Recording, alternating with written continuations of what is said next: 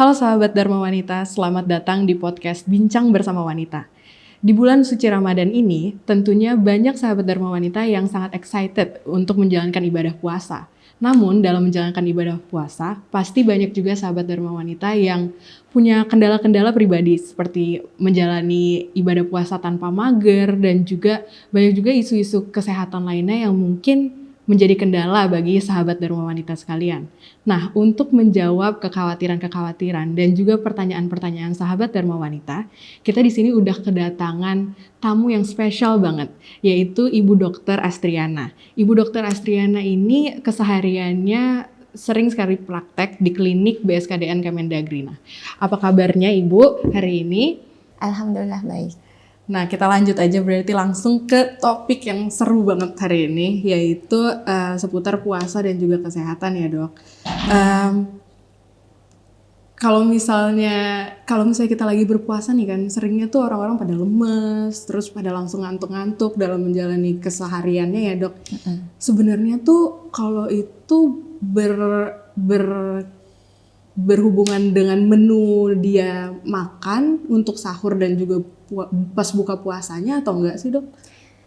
Kalau untuk sahur ataupun buka itu kan tiap orang memang berbeda, tapi semua itu ada takarannya. Misalnya kayak karbohidrat, untuk karbohidrat tersendiri itu harus dikurangi antara porsi protein, terusnya serat kayak misalnya sayuran dan buah-buahan itu harus lebih banyak daripada yang karbohidrat. Kenapa karbohidrat itu dikurangi? Karena karbohidrat itu mengandung gula, dan gula itu yang membuat kita mengantuk selama ini. Dan kalau misalnya untuk sahur pun, kita itu untuk mengkonsumsi seperti garam itu juga harus diminimal. Karena garam dalam makanan tersebut nanti akan membuat kita puasanya itu kayak seperti cepat haus. Berarti kalau misalnya pas sahur, pas pagi-pagi itu kurangin kadar karbohidrat sama juga garamnya ya Ibu ya? Iya. Kalau misalnya pas buka berarti apa tuh? Kalau untuk berbuka agar lebih nyaman di perut, diusahakan minum air yang hangat.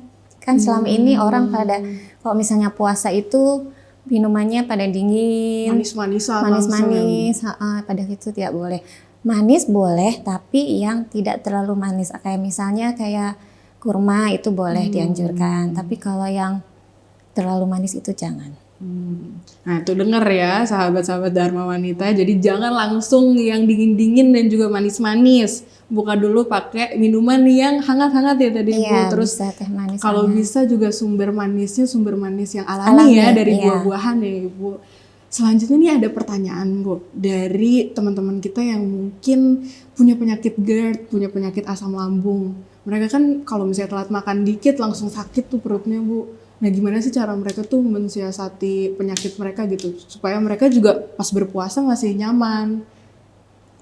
Biasanya kalau penyakit GERD itu kan banyak faktornya ya, kita cari penyebabnya dahulu. Misalnya dari mindset, biasanya orang yang mah itu saya kayaknya nggak bisa puasa nih, karena udah mindsetnya seperti itu. Padahal aslinya orang GERD ataupun yang punya penyakit asam lambung itu bisa puasa, asalkan tergantung niat. Kalau memang sudah parah GERD-nya, bisa mengkonsumsi obat terlebih dahulu atau mengurangi makan makanan yang tidak menimbulkan asam lambungnya menaik. Misalnya kayak hobi tadinya suka makan pedas, itu dikurangi. Memang kalau misalnya mau makan pedas tidak apa-apa, tapi ya itu sewajarnya. Mungkin yang tadinya level 10 jadi level 1, terusnya kurangin juga makan makanan yang asam, kecut, ataupun kan minuman yang bersoda itu juga bisa menimbulkan asam lambung menaik.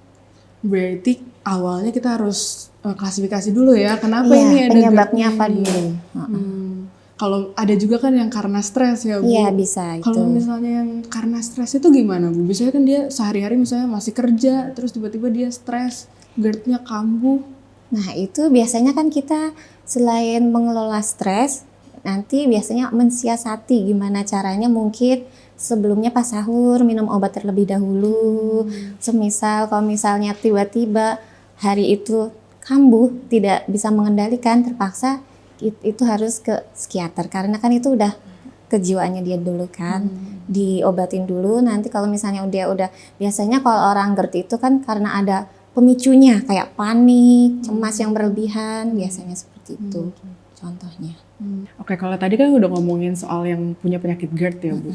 Nah banyak juga kan yang punya penyakit diabetes gitu Bu, terutama yang udah lumayan lanjut umur, yang udah lansia gitu ya Bu. Sementara mereka masih pengen tuh untuk menunaikan ibadah puasa juga ya Bu. Nah itu gimana sih mereka caranya untuk memonitor kadar gula mereka gitu selama ibadah puasa ini?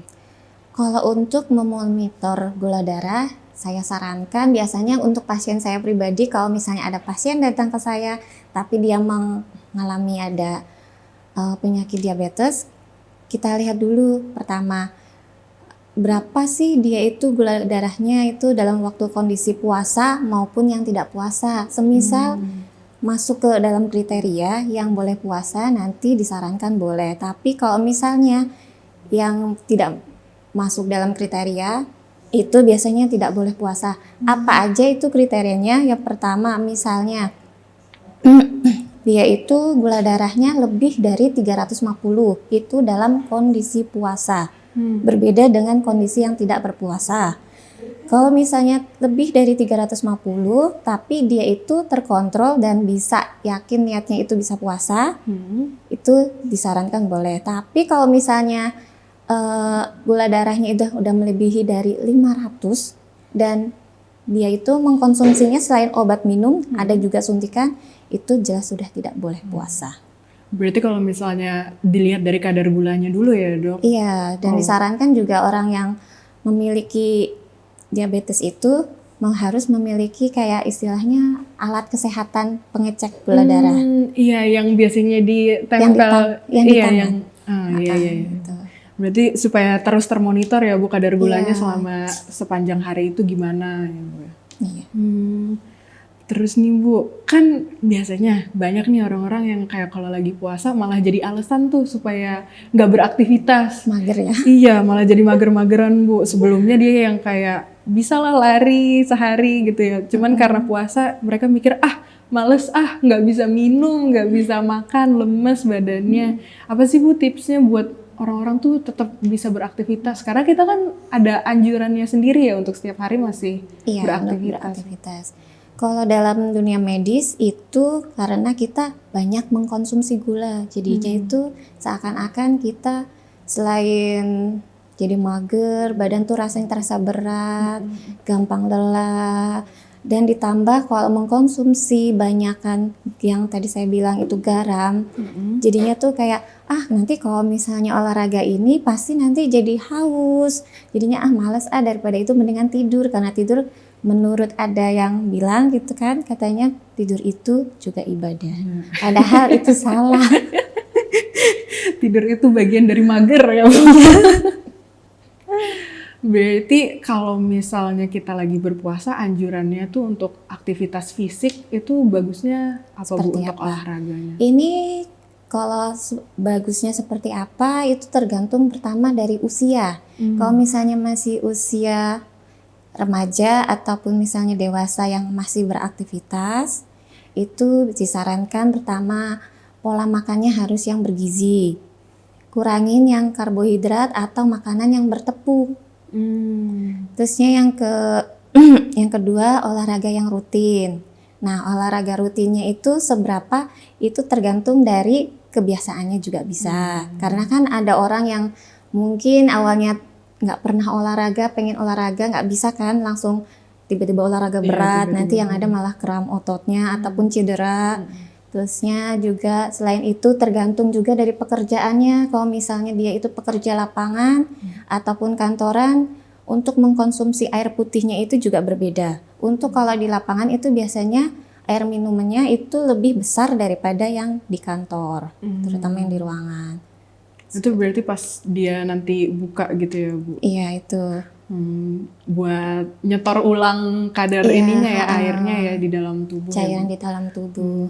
Berarti gitu. Kalau misalnya dia kesehariannya, misalnya nih orangnya suka olahraganya sejam per hari gitu. Pas saat dia beribadah puasa, apakah sebaiknya diturunin jadi misalnya hanya 30 menit atau 45 menit atau tetap saja dilanjutkan itu 1 jam, nggak apa-apa gitu? Itu sih bebas sih ya, kalau misalnya mau masih kuat dia segitu nggak apa-apa. Cuman kalau misalnya memang kok ngerasanya ini badannya agak kurang, biasanya kan di dalam tubuh itu ada sinyal ya. Kalau misalnya terjadi, ini kayaknya aku lagi lelah, ini kayaknya aku lagi fit. Kalau misalnya memang masih fit, masih kuat, ya seperti biasa, tidak masalah. Tapi kalau misalnya, badan aku kayaknya nggak enak ya, kok kayaknya kurang sehat, nah mungkin itu dikurangin jamnya. Terus Bu, ini kan lagi cuaca pancaroba gini ya Bu, BMKG juga kemarin bilang kalau beberapa bulan ke depan itu banyak cuaca ekstrim Bu. Nah berdampaknya itu kalau di ruang-ruang kantoran gitu kan sirkulasi udaranya juga mungkin kurang baik ya Bu. Terbatas ya. Jadi banyak tuh karyawan-karyawan yang udah mulai flu, sakit, batuk-batuk. Tapi di saat yang bersamaan ini tuh masih masa-masa puasa Bu. Gimana sih caranya kita ngejaga diri kita fit supaya kita juga nggak sakit dan kita nggak menularkan penyakit juga Bu? Ini misalnya belum kena ya. Oke, kalau belum kena. Misalnya sebelum kena, diusahakan pertama menjaga daya tahan tubuh. Misalnya bagi yang mungkin pakai kendaraan umum atau menggunakan kendaraan pribadi, misalnya motor, misalnya kan kena hujan tuh. Yang pertama, jaga pola makannya, makan yang nutrisi, terusnya jaga istirahatnya, istirahat yang cukup, jangan begadang, terusnya kelola stres juga, terusnya minum vitamin sebelum sakit. Kan kadang orang banyak yang pas udah sakit baru minum vitamin, itu aslinya nggak boleh sih, soalnya nggak berpengaruh. Kalau gitu. Misalnya yang udah terlanjur kena nih Bu, udah flu-flu, mulai batuk-batuk, mulai greges badannya gitu gimana Bu? Kalau yang sudah terkena, misalnya itu misalnya nih udah lebih seminggu, datang ke klinik untuk diperiksakan. Misalnya sudah diberi obat, nah itu obatnya diminum secara teratur, mungkin minumnya kan pas sahur dan saat berbuka. Nah di situ selain minum obat, jangan lupa menggunakan masker karena itu penting sekali. Terusnya jangan lupa juga etika batuk dan bersin untuk tidak menulari ke teman-teman yang lain. Selain untuk etika batuk dan bersin, jangan lupa juga cuci tangan karena kita kan seringnya responnya entah itu bersin ataupun misalnya batuk langsung menutupi mulut kayak gitu. Nah di situ kan kita nggak tahu tuh kumannya nempel apa enggak. Nah situ jangan lupa cuci tangan kayak gitu. Untuk etika batuk tuh yang seperti apa Bu? Yang gini ya Bu? Menggunakan lengan atas gini. Oh salah malah saya tadi udah gini. Harusnya pakai ini ya Bu. Iya. Terus menghindari orang juga ya? Iya. Kalau bisa pakai masker. Itu membantu banget ya memang Bu, penggunaan masker itu ya? Mencegah lebih baik daripada mengobati. Kayak gitu. Gini nih Bu, jadi kan sekarang kita kan lagi di podcast Bincang Bersama Wanita ya Bu. Biar ada topik yang benar-benar khusus wanita nih Bu. Nah ada satu pertanyaan khusus. Sebenarnya nih kalau misalnya wanita yang sedang hamil ataupun yang sedang menyusui, itu tuh mereka boleh nggak sih untuk melakukan puasa gitu? Kalau untuk wanita hamil, terutama untuk trimester pertama, jika keadaan tubuhnya masih fit dan tidak ada keluhan yang mengganggu, itu masih boleh diperbolehkan untuk puasa. Cuma nanti kan kita monitoring juga kan, kalau memang sudah tidak kuat ya terpaksa harus buka. Tapi kalau udah melebihi trimester 1 itu tidak disarankan untuk puasa. Kalau untuk ibu menyusui memang dari medis dari awal harus tidak puasa sih kayak gitu. Soalnya kan nanti asupannya, nutrisinya itu untuk si dedeknya ya akan berkurang dan dia juga selain berkurang dari ibunya juga pasti lemes kayak gitu. Berarti memang ada pesan nggak Bu untuk, soalnya kan banyak tuh ibu-ibu yang kayak masih bersikeras lah, mereka masih keras kepala gitu ya, masih mau berpuasa, mau menunaikan ibadah gitu. Ada nggak Bu pesan-pesan khusus untuk ibu-ibu? Kalau pesannya untuk ibu-ibu yang ibu hamil terutama ya, apalagi yang hamil besar, itu lebih baik menjaga kandungannya itu dengan tidak berpuasa ya, karena itu bukan hanya untuk diri sendiri tapi untuk anaknya kayak gitu. Yang ibu menyusui juga sama. Karena kan semua makanan yang ada dimakan sama ibunya itu juga nanti diberi asupan untuk anaknya juga. Jadinya kan dua nyawa ya istilahnya gitu ya yang harus dipenuhi kayak gitu. Jadi kalau misalnya lagi hamil dan juga menyusui, mending mengutamakan dedek bayinya dulu ya Ibu ya. Nanti itu bisa lah besok-besok puasanya kayak gitu atau dengan membayar fidyah kayak gitu. Baik. Banyak banget nih Bu, makasih Bu sekali lagi sama-sama. karena informasinya udah banyak banget, luar biasa sekali. Seru banget juga obrolannya. Nanti mungkin kalau misalnya ada rekan-rekan yang punya pertanyaan lebih lanjut mengenai kesehatan dan juga cara biar tubuh kita tetap fit selama ibadah puasa ini, bisa drop komen di bawah biar bisa dijawab langsung oleh Ibu, nanti kita tanyakan langsung.